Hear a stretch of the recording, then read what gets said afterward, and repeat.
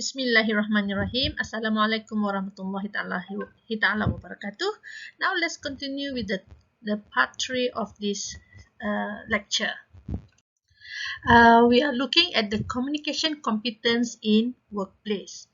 When we talk about communication competence in workplace, my notes will share two main areas, which are behavioral characteristics of competent communicators and conflict management skills. Let's look at the behavioral characteristics of competent communicators. When we talk about competent communicators, when we are in any organization, we must be competent. And one of the competencies that being looked for is communication competence. And let's look at the behavioral characteristics of competent communicators, which means that if we want to become competent communicators, what are the behavioral characteristics that we should have? Yeah.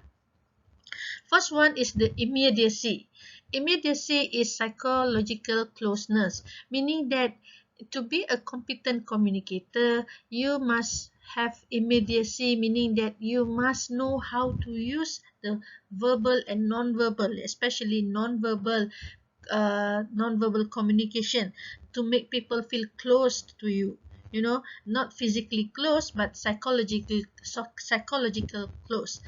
For instance, I think that's the blessing of CMO, meaning that the blessing that we don't have class. I think we are getting closer to some of you in the class. Yeah, I can feel we are getting closer to each other when we chat in the group, when we communicate in the group. That's how I feel. I'm not sure about you, but what I'm saying is immediacy is the psychological closeness. We feel close to each other, be it whether we interact face to face or be it we interact through mediated communication. So the behavioral characteristics, one of the behavioral characteristics to be a competent communicator is you manage to build immediacy between you and your colleagues in the organization. Another characteristic is supportiveness, meaning that to be a competent communicator, you should have empathy, you should have sense of personal control, meaning that you know how to support yourself, you know how to support your surroundings. Yeah, you empathize with other people because in the beginning you have the psychological closeness. It's not difficult to feel empathy, yeah, to empathize other people. And you have a sense of personal control. You can control yourself, you can control your surrounding. Supportiveness, yeah, you support each other, you support yourself, you support each other. Another characteristic is strategic ambiguity, which not everyone knows this. You know, strategic ambiguity is the purposeful use of symbols to allow multiple interpretations, meaning that when we are in the organization, like in a group, where in group communication we have everyone is unique. So that's why we have to deal with dialectics. Yeah, dialectics, it's about your personal, and also it's about the group needs, right? So using strategic ambiguity, meaning that you purposefully use symbols, be it verbal and non-verbal, to allow multiple interpretations so that people know who you really are. For instance, I can sense that in my class, yeah, you know my characteristic. You can see I can be close to you, I can be supportive to you, but at the same time, when I am your lecturer, I know when I can be close to you as friends, you know. At the same time, I know when I can use my power as lecturer. So strategic ambiguity, that's why I always remind you, yeah, if you have problems, you must tell me. So as your lecturer, I know how to help you out, you know.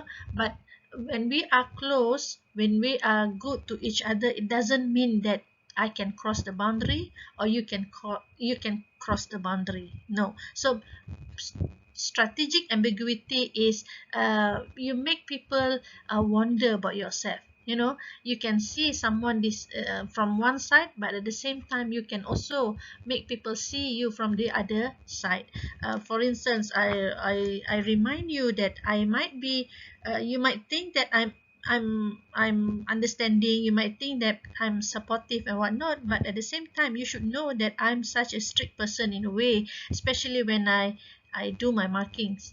I'm strict in that because I have my own standard. So you sense ambiguity, yeah, from me, yeah. That's strategic ambiguity. I purposely use symbols so that people can. It's not easy for people to see who I mean who I really am. Okay, and last but not least, another another behavioral characteristics is the interaction management, which means patterns of interaction to move among topics. You know, in an organization, you are somebody. Yeah, when you are in an organization, you are somebody, meaning that you are somewhat important to the organization, so that you can contribute. Yeah, you can contribute to your organization. So when you contribute, you give information, you interact with each other. So when you interact, you must know how to manage your interactions. You know, to whom you should speak to, with what topics, when, what is the best place. Those are the management, yeah, the interact management, that you know how to use it. Yeah, that's why anger management, personal things, sometimes you know where, you know when to use it, whether is it okay, is it not okay, things like that. Interaction, like we from our notes before, we see formal and informal, right, when we do the networking. So of course, understanding whether we can be, your boss can be your friend at what time, at the same time your boss is still your boss, you know. So that is one of the examples of interaction management. So that is one of the areas of communication competence in the workplace. Another area which is very important is,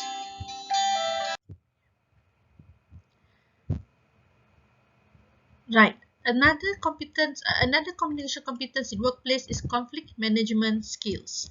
Okay, there are five ways usually how people manage conflicts. First is avoidance, second is competition, third is compromise, fourth is accommodation, and fifth is collaboration.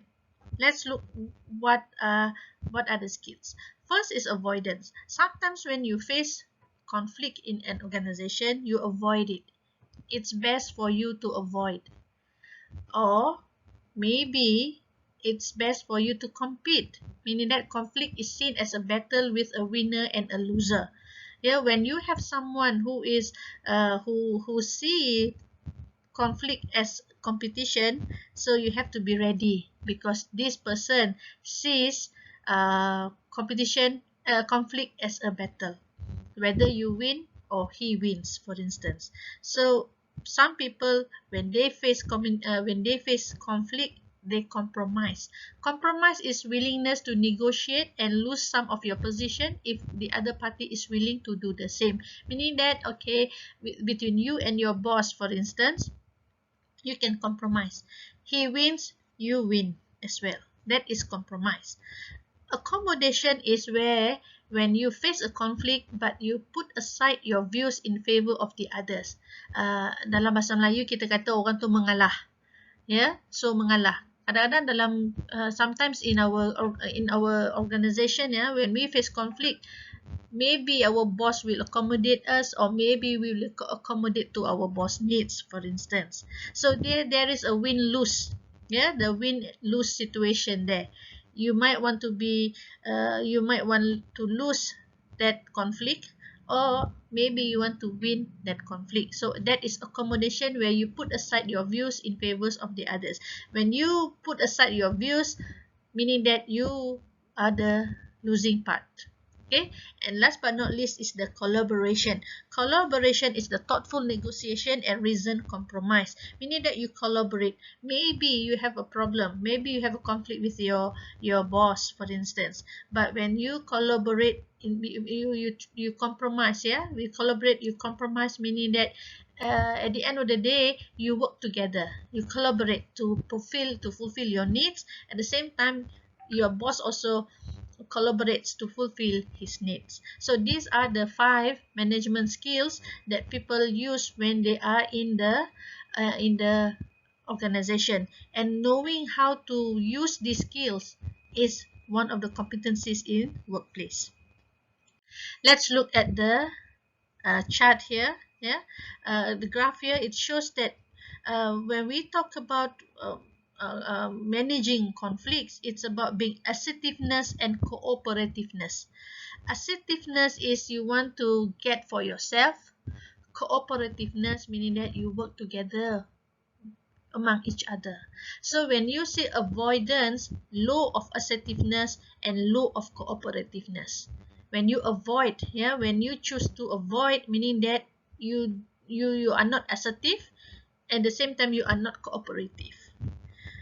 In the case of competing, yeah, your assertiveness is high, but your cooperation is low. The same goes with accommodating. Accommodating meaning that your needs is low. You are not being assertive to yourselves, but you are so cooperative. Yeah, you're so cooperative meaning that you cooperate with others. Whereas collaboration, your assertive is high, but and also your cooperation is high as well. So compromising is in the middle. This is the not so competing, not so avoiding, not so accommodating, not so collaborating. So understand how people manage their conflicts, will make us understand people's characteristics. It makes us understand how we deal with other people. Okay, and those are the two communication competence in workplace that we look in our notes. Okay, let's look at the dark side of workplace communication. Okay, in workplace we have aggressive communication, verbal aggressiveness. Some colleagues in the organization might use verbal aggressiveness, workplace aggressions, and also workplace violence. It depends on where are we in that organization, but these things can happen in any organization. And also another thing that can happen in any organization is sexual harassment. Sexual harassment is unwelcome, solicited repeated behavior of sexual nature. Yeah, it's like this for that. For instance, if I do this, you give me that. It happens. Yeah, people can bribe. Yeah, for instance, sexual harassment. If you understand it, right? uh, Sexual harassment, like for your boss say, if I give you if I raise your salary, why don't you sleep with me for one night only? For instance, things like that. That is part of sexual harassment that can happen in organization. I have many cases in I know some cases of student being harassed when they go for their practical, or it happens both to boys and male and female students. One example, we last time we had to pull out one of our students, where he reported to us that he was almost being molested by his boss or his colleagues when he was at workplace. The same goes with one example. I have one example of one of my students last time. She was invited by the boss, to go to for this was during their training, practical training. She was asked by the boss to follow him for outstation and stay in the same room with him. So this is some of the examples of sexual harassment that happen in an organization, right? And of course, hostile work environment. Yeah, workplace conditions that are sexually offensive, intimidating, or hostile.